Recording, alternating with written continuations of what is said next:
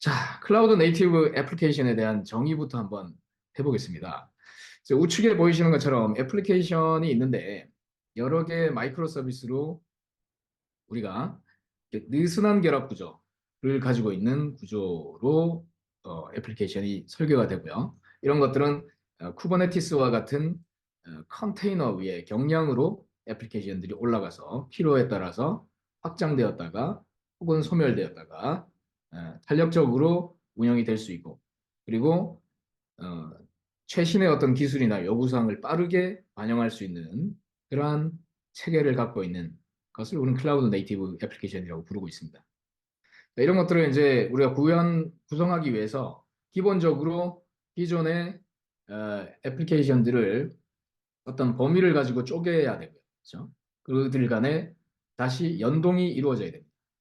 연동이 이루어질 때는 결합 구조를 느슨하게 해서 하나의 애플리케이션이 만약에 하나의 서비스가 구성하고 있는 전체 마이크로 서비스 중에 하나의 마이크로 서비스가 장애가 생긴다 하더라도 다른 마이크로 서비스의 장애 전파를 차단할 수 있어야 됩니다. 그리고 새로운 기능을 추가하거나 제거할 때도 그런 것들이 작용을 해서 쉽게 사용이 될 수 있도록 확장이 될 수 있도록 해줘야 됩니다. 그러기 위해서 중간에 어, 이러한 서비스들이 추가되고 제거되는 과정에서도 이 클라이언트 단의 애플리케이션들의 프로토콜은 변함이 없어야 되기 때문에 중간에 API 게이트웨이를 통해서 API는 지속적으로 유지되어야 됩니다. 그리고 프론트엔드는 기존의 백엔드에서 서버 사이드에서 이렇게 HTML로 만들어지는 것이 아니고 어, 클라이언트 사이드에서 어, 뒤에 있는 마이크로 서비스의 데이터들을 혼합해서 구성되는 그러한 형태의 구현이 되게 됩니다. 그러한 과정에서 최근에는 마이크로 프론트엔드의 이야기도 많이 이슈가 되고 있습니다. 클라우드 네이티브 애플리케이션은 이렇게 구현해야 되는 여러 가지 패턴들이 여러 가지가 있고 그러한 설계 기준도 많은 설계 기준들을 우리가 따라야 되는 그런 측면이 있습니다. 자, 그러한 측면에서 이러한 클라우드 네이티브 애플리케이션을 설계하는 그 기본 바탕에 도메인 드리븐 디자인 패턴이라고 하는 게 있는데요. 우리가 MSA를 이제 학습하기 위해서 이 DDD라고 하는 언급을 많이 접하셨을 겁니다.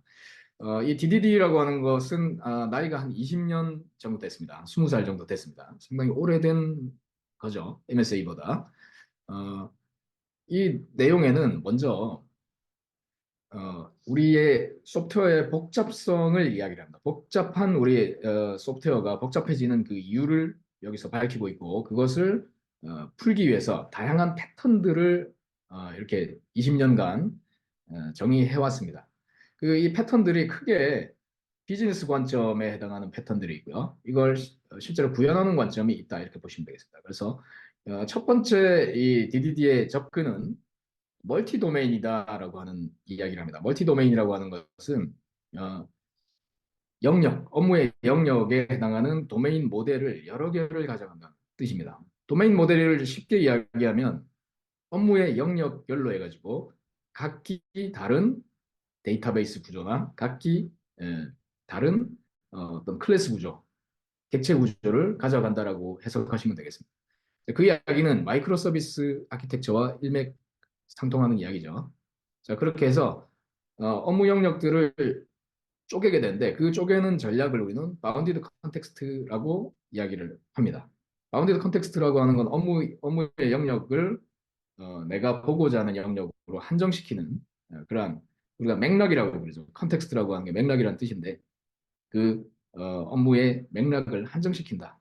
그 업무의 맥락을 한정시켜서 범위를 축소시키면 여러 가지 장점이 생기는데 그러한 것들 그 업무의 영역에 집중할 수 있게 우리 공공 서비스 중에서 서비스가 장애가 없어야 되고 잦은 배포가 이루어지면서도 서비스의 품질이 유지되어야 되는 영역을 우리는 코어 도메인이라고 부를 겁니다.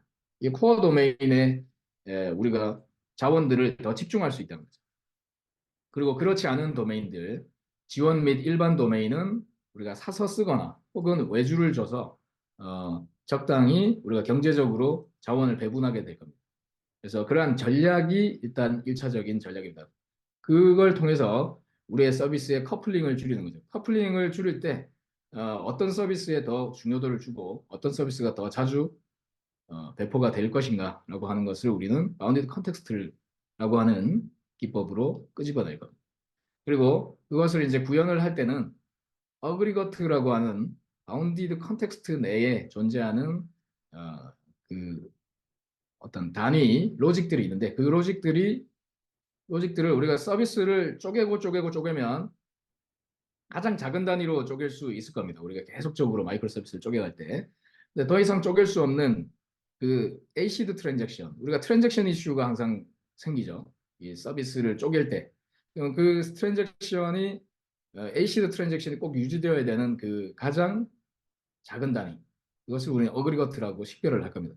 그래서 어그리거트 를 통해 가지고 우리 트랜잭션을 유지시킬 수가 있고요. 그리고 이 어그리거트 간에는 이벤추얼 컨시스턴시라고 하는 기법으로 서로 간에 최종적 일관성을 가지고 일관성을 유지를 할 겁니다. 그럴 때 도메인 이벤트가 중요한 역할을 하게 됩니다. 이벤트를 중심으로 해서 서비스를 연동시키고 그리고 이 단위 마이크로 서비스, 단위 도메인을 구현할 때는 우리가 유비쿼터스 랭귀지라고 하는 것을 통해서 그 속에서 사용되는 여러 가지 엔터티들을 그 업무에서 사용하고 있는 용어들을 택함으로써 그 복잡도를 도메인 내에 여러 가지 우리의 비즈니스 전문가와 개발자 간의 커뮤니케이션을 원활하게 하면서도 비즈니스 쪽에서 변화된 업무 요건의 변화를 실제 코드에 쉽게 반영하고 그리고 그것을 검증을 쉽게 할 수 있게 해주는 역할을 유비쿼터스 랭귀지를 통해서 이루게 될 겁니다.